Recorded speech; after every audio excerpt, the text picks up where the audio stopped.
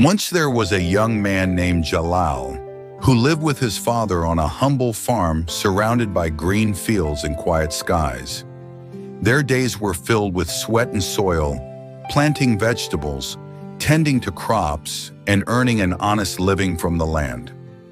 Jalal's father was a man of principle.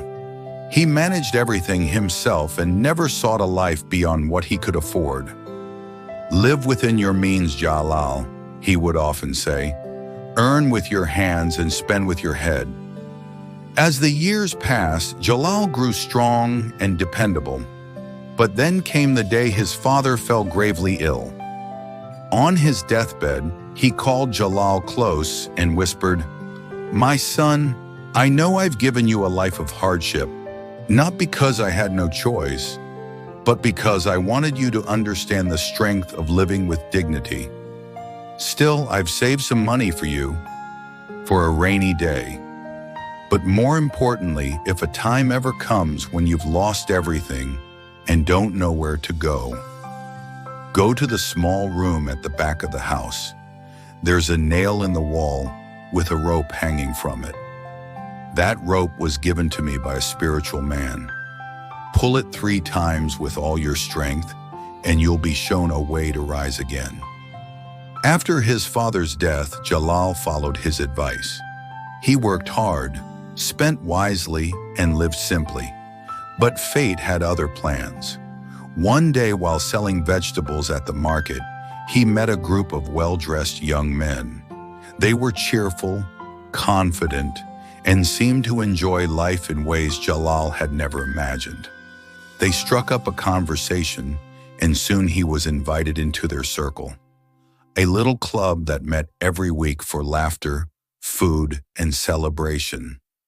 At first, Jalal enjoyed the company, but slowly their influence grew. "Why don't you host the next gathering?" they said. "You should build a guest house. Buy that extra land. It'll raise your status." Flattered and eager to belong, Jalal gave in. He spent on construction, purchased land, and hosted lavish dinners. His humble farm became a social spot, but his savings began to vanish. And then, as quickly as they had come, the good times ended. One by one, the friends turned away. One said with disappointment, "You were too naive, Jalal. You ruined your own future."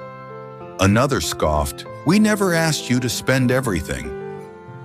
"That was your stupidity." A third one laughed and walked away. "We were friends for fun, not for life. Grow up." Jalal stood in silence, betrayed, broken, and alone. He had nothing left, not even the company he once believed in. That night, desperate and defeated, he remembered his father's words. He rushed to the small room behind the house.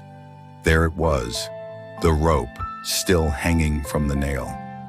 He pulled it once, then twice, and on the third pull, a thud. A piece of the wall, painted to match perfectly, fell open. Behind it was a hidden compartment. Inside, Jalal found a wooden box and a letter. The box held money, half of his inheritance. The letter read, "My dear Jalal, if you've reached this moment, it means you lost your way. This is not a reward, it is a second chance. Use it to rebuild, but do it with the lessons you've learned. Let go of the friends who only stayed for your wealth. Return to the life of hard work, for it is the only wealth that stays.